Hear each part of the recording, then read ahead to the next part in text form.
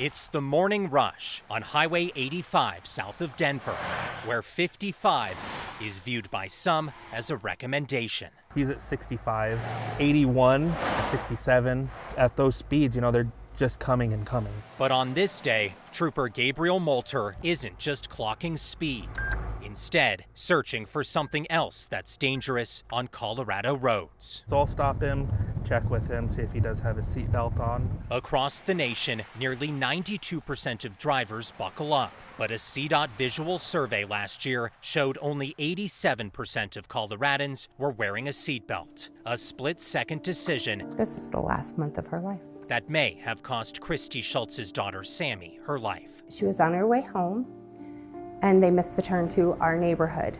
So they went to flip around, and there's just a slight hill right there, and somebody came over the hill and hit the rear end of the Jeep that they were in. It went into a tailspin, and Sammy did not have on her seatbelt and was thrown from the Jeep. Christy was there within minutes. And I started walking over, and to be honest, the accident didn't look that bad. I could see both cars, neither was upside down. It was something you wouldn't think was a major accident.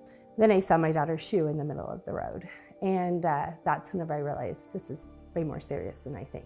Sammy was flown to Children's Hospital, where she passed away 6 days later, one day after her 15th birthday. There's not a lot of words to explain it. It's the most excruciating thing.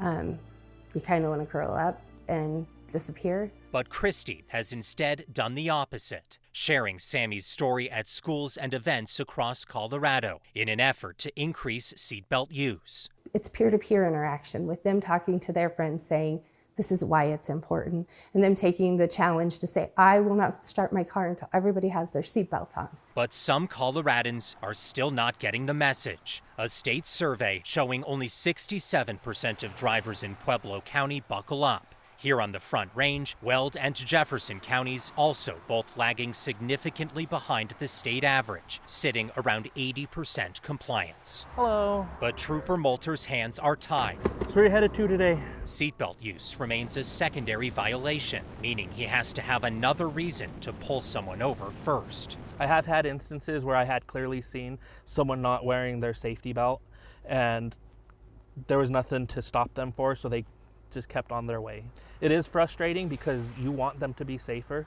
You want them to have that seatbelt on because you don't know what's going on down the road. Christy Schultz believes that law should be changed. I think it's so important. I think it should be something you can get pulled over for, definitely. Sammy Ray would have turned 18 today and would have just graduated from Ponderosa High School. This is her grossed out face. And as she pores over photos, These will do.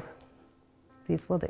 Christy hopes her daughter's story can inspire others to buckle up. Her story is living on, and we're helping to save other kids and families from going through such heartache. In Parker, I had her for 15 years, so. Evan Krugel, They were great. Fox 31.